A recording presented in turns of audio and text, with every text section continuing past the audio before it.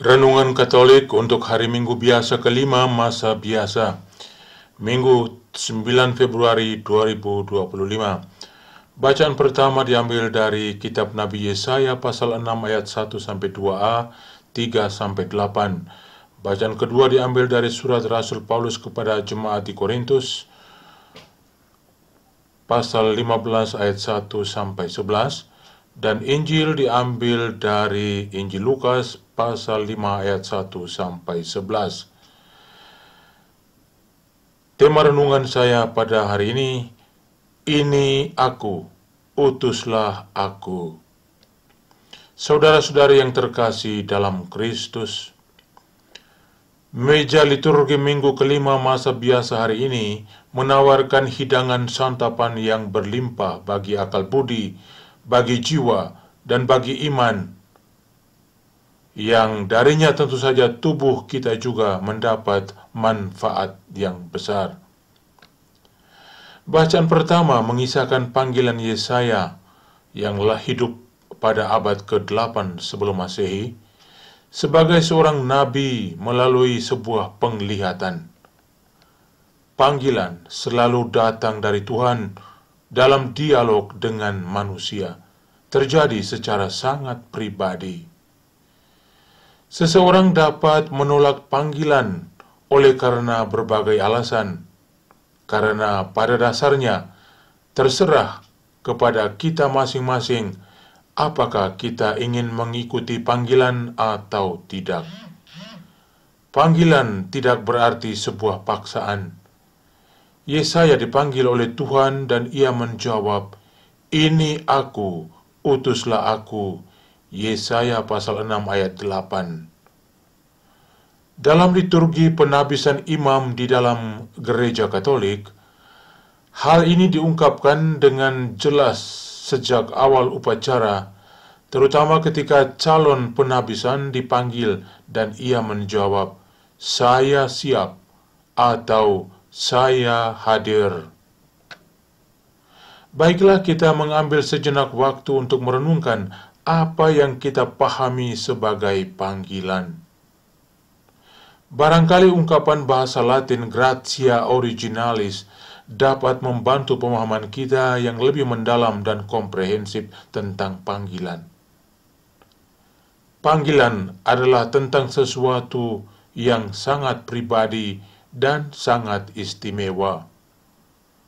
Oleh karena setiap orang adalah asli dan unik, maka ia juga mempunyai panggilan yang unik dan pribadi.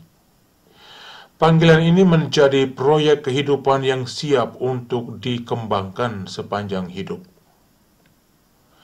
Panggilan juga berkaitan dengan pencarian jati diri.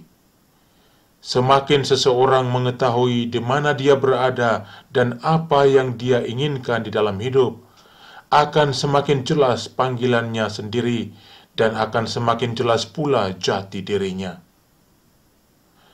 Panggilan juga berkaitan dengan pengembangan bakat atau talenta.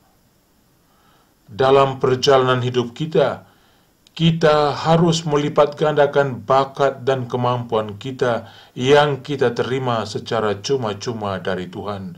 Demikian nasihat Injil. Berbicara tentang ini, kita sudah masuk ke dalam ranah karunia, artinya anugerah, pemberian yang cuma-cuma dari Tuhan. Saudara-saudari, kita sudah sedang berbicara tentang panggilan khusus, yakni panggilan kaum klerus, kaum tertabis, dan mereka yang membaktikan diri untuk hidup membiara dan vita consacrata atau hidup yang tertabis. Namun, panggilan bukan saja menyangkut bidang kehidupan yang satu ini. Di lain pihak, dan itu lebih besar dan luas, yakni panggilan untuk menikah, panggilan untuk melakukan berbagai macam pekerjaan dan menjalankan profesi secara terampil. Bisa juga sampai tingkat profesional. Janganlah kita lupa bahwa bekerja secara terampil dan bertanggung jawab dalam pengembangan bakat juga merupakan sebuah ibadah dengan tanda petik yang bernilai di mata Tuhan. Panggilan pada umumnya tumbuh secara perlahan di dalam proses kehidupan kita. Berproses, bermetamorfosis dalam berbagai situasi dan perubahan zaman. Bacaan kedua juga mengambil posisi tentang ini. Rasul Paulus berkata tentang panggilannya sendiri, "Tetapi karena kasih karunia Allah, aku adalah sebagaimana aku ada sekarang, dan kasih karunia yang dianugerahkannya kepadaku tidak sia-sia. Sebaliknya, aku telah bekerja lebih keras daripada mereka semua, tetapi bukannya aku, melainkan kasih karunia Allah yang menyertai aku." 1 Korintus pasal 15 ayat 10. Menerima panggilan ini, seperti yang dilakukan Paulus, membutuhkan iman dan kepercayaan. Inilah syarat utama, conditio sine qua non. Itulah sebabnya Paulus berbicara tentang kemungkinan iman yang sia-sia. 1 Korintus pasal 15 ayat 2. Iman yang sia-sia artinya iman yang asal ada di dalam hidup. Mungkin karena diturunkan oleh orang tua. Iman yang berstatus hitam di atas putih, tanpa dasar, tanpa akar. Datang angin ribut, hilang entah kemana. Atau iman yang cepat goyah ketika ditantang. Atau iman yang segera lemah di hadapan rayuan materi dan kegemerlapan harta dunia. Atau iman yang bersyarat seperti Thomas atau Didimus. Saya harus mengetahui sesuatu terlebih dahulu, barulah saya bisa percaya. Ada bahaya tersirat di sini bagi mereka yang memiliki kelaparan besar akan pengetahuan dan penelitian-penelitian. Semakin banyak kita tahu, semakin besar pula tanggung jawabnya terhadap hidup iman kita. Tetapi sebenarnya, semuanya itu tergantung dari latar belakang iman kita sendiri.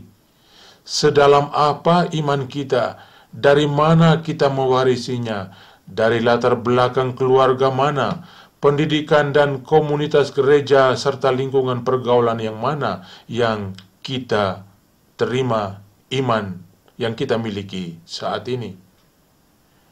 Iman menjadi kokoh, teguh dan tak tergoyahkan ketika ia tidak terlepas dari rutinitas doa yang adalah ibarat air yang menyirami tanaman tanpa henti.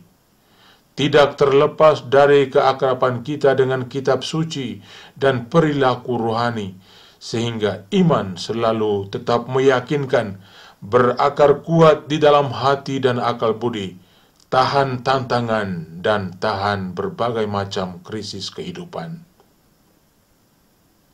Itulah mengapa penting untuk terus menyadari kehadiran iman di dalam hidup kita dan mengambil waktu untuk merenungkannya. Keraguan iman tidak selamanya negatif. Selama itu ditelaah secara apologetik untuk membersihkannya dari berbagai macam elemen sekunder yang memberatkannya sehingga dia lamban untuk bertumbuh dan berkembang. Iman yang tidak disadari lagi kehadirannya di dalam hidup adalah iman yang sudah mati. Bagi Paulus, dasar imannya adalah kepastian akan keselamatan. Kristus mati untuk dosa-dosa kita, dikuburkan dan bangkit kembali pada hari ketiga, tambah Rasul Paulus, sesuai dengan kitab suci. 1 Korintus pasal 15 ayat 3-4.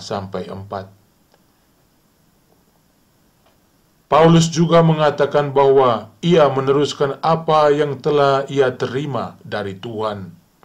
1 Korintus 15:3. Menerima sesuatu dari Tuhan adalah sesuatu yang bisa dipertanggungjawabkan dan memiliki dasar yang kokoh. Inilah panggilan yang diberikan oleh Tuhan, bukan saja kepada Rasul Paulus, tetapi juga kepada setiap orang beriman, setiap orang yang sudah dibaptis dalam nama Bapa, Putra, dan Roh Kudus. Menurut Injil hari ini, Simon Petrus dan murid-murid lainnya diutus dengan misi menjadi penjala manusia. Dalam liturgi Latin, imam pemimpin misa kudus berkata pada akhir perayaan, "Ite missa est," misa telah selesai. Tetapi ite missa est masih memiliki nuansa yang lebih dalam, yang artinya, pergilah, kamu diutus untuk mewartakan sabda Tuhan, kabar baik, kabar gembira. Yang diwartakan tentu saja dengan kata dan tindakan. Bagaimana cara kerja seorang penjala manusia yang baik dan sukses?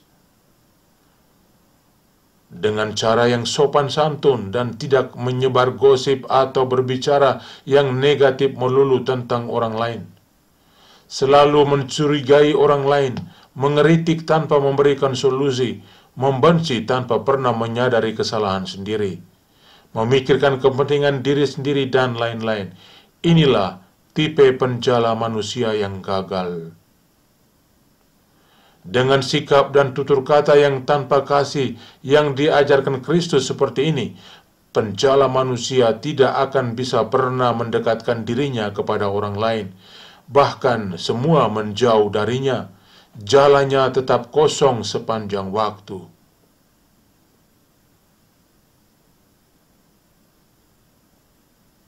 Saudara-saudari yang terkasih di dalam Kristus, bukankah kita semua sebagai penjala manusia mendambakan mujizat di dalam upaya kita menjadi penjala manusia di dunia ini? Bukankah kita selalu menginginkan agar jala kita penuh meluap? Hal ini tentu saja berkaitan dengan dasar iman kita sendiri. Menjadi penjala manusia yang sukses artinya menjadi seorang yang memiliki iman yang kuat. Petrus ketika disuruh oleh Tuhan untuk menebarkan jalannya, walaupun ia tidak mendapat seekor pun sepanjang malam, ia oleh karena imannya melakukan apa yang dikatakan oleh Yesus. Merawat iman artinya menghidupinya secara sadar dan melakukan apa saja yang diperintahkan oleh Tuhan. Untuk sampai pada tahap ini, doa adalah imperatif untuk menjaga dinamika tumbuh kembangnya iman. Dengan kesadaran beriman, kita akan selalu bisa menang dalam segala cobaan dan mampu menjawab serta mempertanggungjawabkan iman kita, mulai dari pertanyaan-pertanyaan fundamental. Siapa aku ini? Dari mana aku berasal? Apa arti hidup ini? Apa arti kebahagiaan? Apa arti penderitaan dan kematian? Kemana aku melangkah? Apa yang menantiku di akhir kehidupan ini? Dengan iman yang sadar dan dapat dipertanggungjawabkan, semua pertanyaan ini akan dijawab dengan pasti, dan tentu saja memberikan andil yang besar kepada keindahan panggilan hidup kita.